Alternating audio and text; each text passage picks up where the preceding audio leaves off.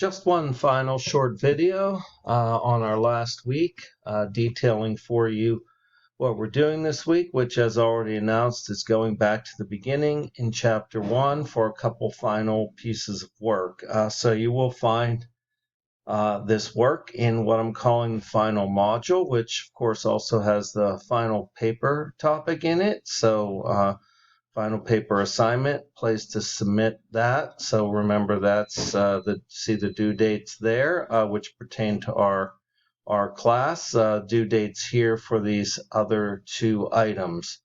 If you haven't reviewed the instructions, again, for the final paper, that's video is here as well.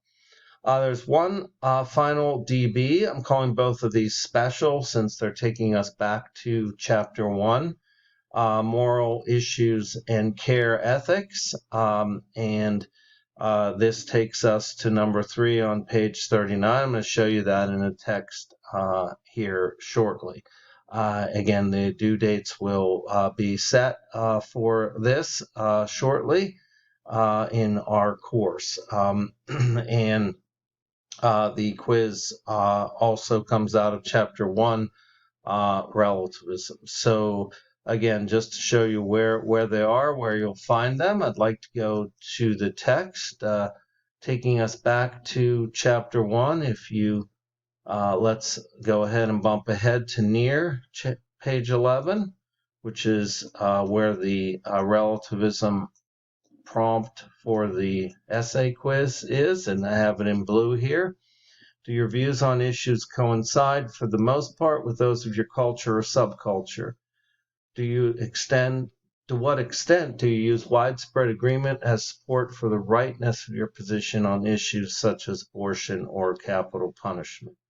So I ask that you reflect on this in general and also reflect on it as per the text's coverage of relativism, particularly here in the issues related to cultural relativism that go all the way back to page 6, and even forward ahead past page 11, you'll see where they talk about moving beyond ethical relativism. So use any of that material as a background for your answer to that question. And then if we bump all the way to near the end of Chapter 1, which is where the discussion board prompt comes from, that's page 39. I have it in blue here. Select a specific moral issue that is covered in our text. Discuss ways in which the care perspective might help in coming up with a resolution. So this is a focus on what's known as care ethics, which again has a not a tremendous amount of coverage in our text, but enough to run with here in this section above, and right before the prompt. So again, very interesting.